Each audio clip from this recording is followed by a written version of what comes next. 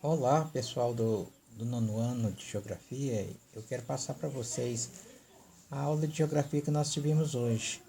Destacar aqui os pontos e as informações que nós discutimos aqui na aula de Geografia. Eu quero dizer uma coisa também, pessoal. Vocês que não estão assistindo a aula, a aula online, vocês sabem que a aula ela é avaliativa.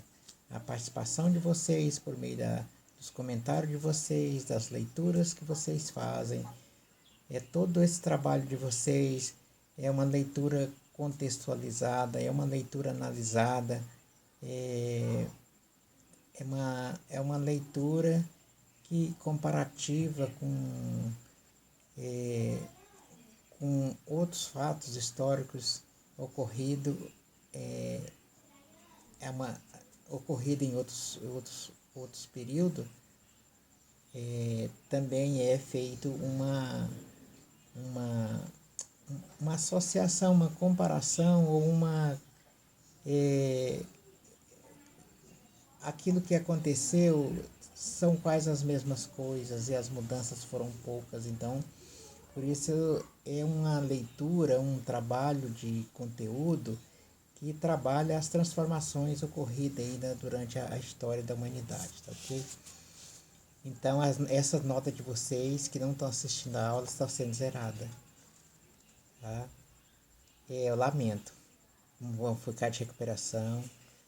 Nós vamos ter ainda um período de reposição de aula e vocês vão ter muito pouco tempo. Vamos trabalhar demais da conta, tá? Além da reposição, porque todos vocês que estão perdendo aula online, esse conteúdo vocês vão ter que rever de forma presencial, tá? Quem está participando das aulas online é a mesma coisa que está assistindo a aula presencial, porque você está sendo avaliado, o professor está avaliando o seu desenvolvimento do aprendizado, você mesmo está avaliando como está seu aprendizado.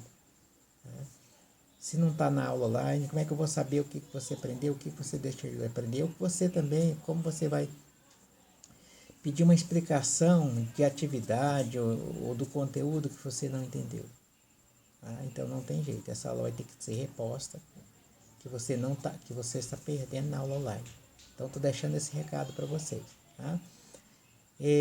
O que nós vimos hoje na aula de Geografia?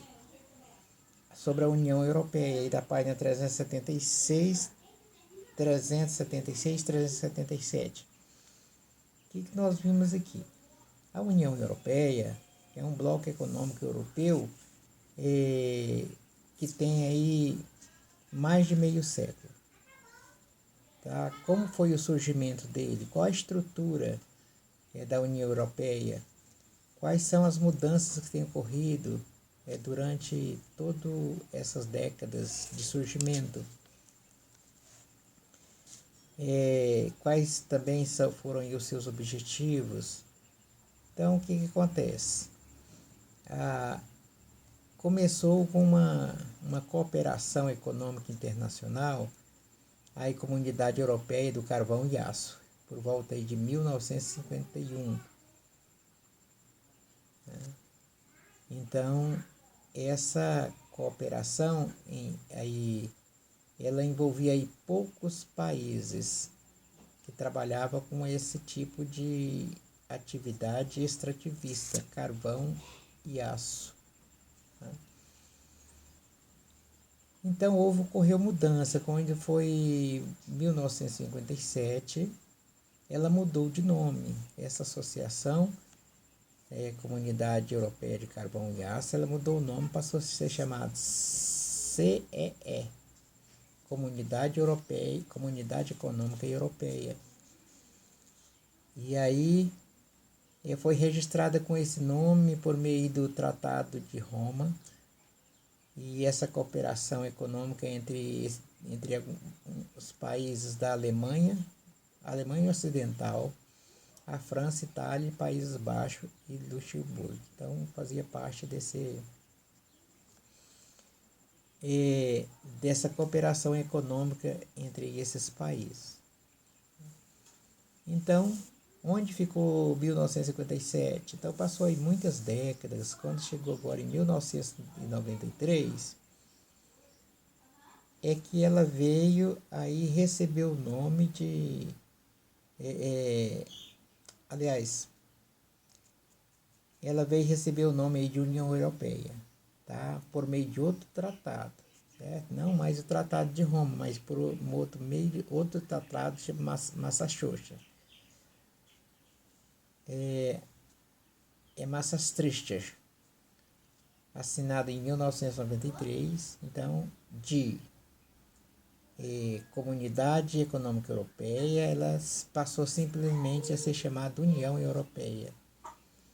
Então, em 1918, ela já estava com 28 países membros e outros países aí candidatos para entrar no bloco. Não é fácil entrar nesse bloco, porque é um critério rigoroso.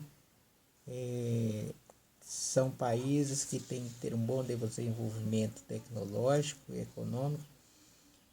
Então, conforme vocês podem ver aí no mapa, na página 218, dizem que tem outros países, diversos países pleiteando aí a entrada no bloco. São a Turquia, a Sérvia, a Macedônia.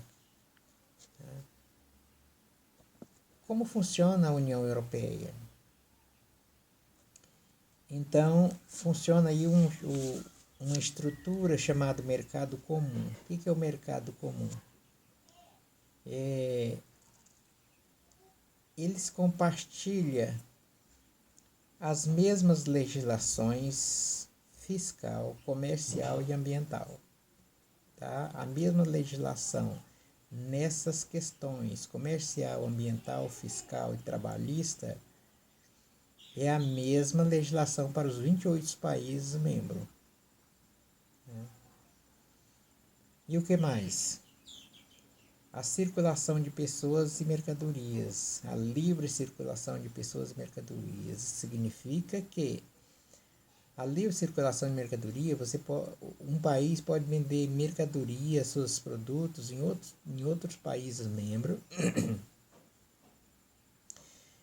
sem pagar taxa alfandegária. É como se ele estivesse no mesmo território.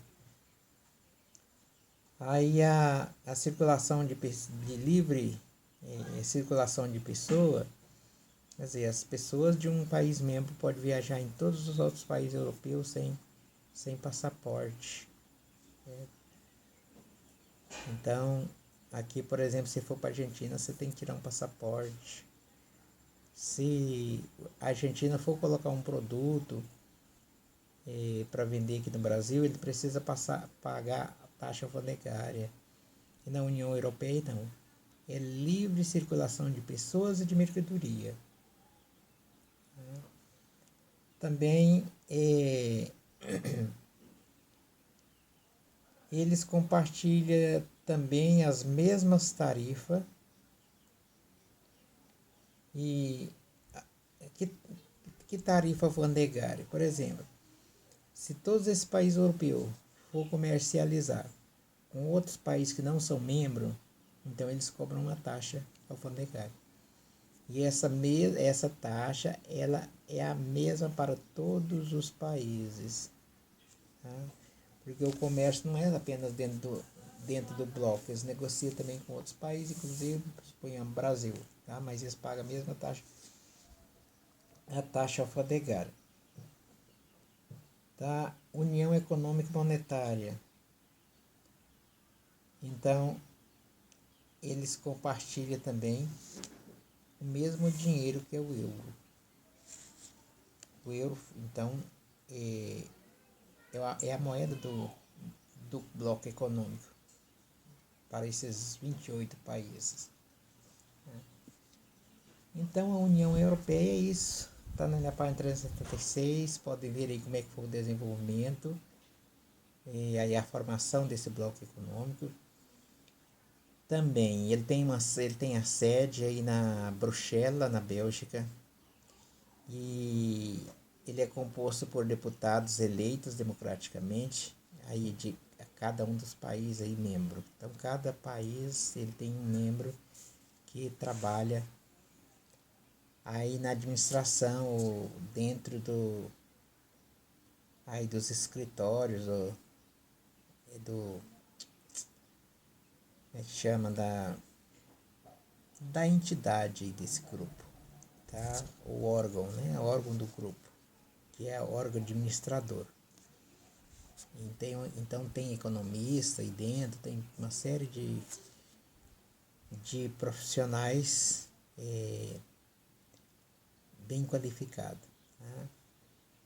No entanto, pessoal, não é formado, apesar de ser rigoroso aí na entrada para o bloco econômico, também ocorre uma grande desigualdade econômica.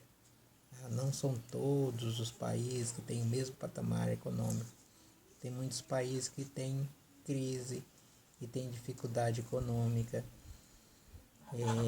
Por exemplo, a Grécia e o Portugal é um exemplo de país que tem menos poder, tá? Mas eles são bem melhor do que o Brasil, claro, nem comparação, tá? Portanto, são muitas pessoas que mudam para Portugal e saem bem, tanto na questão da segurança, da saúde, em tudo, tá? Então, por fim, é só isso mesmo e não em 2016 a Grã-Bretanha ela deu início aí no processo de saída da União Europeia. Então foi feito aí um plebiscito e as pessoas queriam ficar livres então do bloco econômico, das regras e do bloco econômico, da dependência, e queria se tornar então um país mais livre. E é o que aconteceu, então eles saíram aí da União Europeia. Quando eu falo a Grã-Bretanha, está referindo à Inglaterra. Tá? Então, o conteúdo é só esse, da página 376, 377, 377. Aí agora vocês façam essa atividade da página 378 e 379, tá ok? Não esqueçam, pessoal, não percam. Vocês perder a aula online, vocês vão ficar de recuperação. Tá? Vão ficar de recuperação mesmo, que vão estar zerando a nota. Tá? Se você tirar 10 na avaliação, isso talvez seja difícil. E zerar essa nota, que tem o mesmo valor, divide por 2, você vai ficar com 5. Tá? Ou duas coisas, zerar essa nota aqui, ou você fica de recuperação, ou se você tirar outra nota melhor em outra atividade, fica a nota bem muito baixa, ok? Então, tchau, até a próxima aula.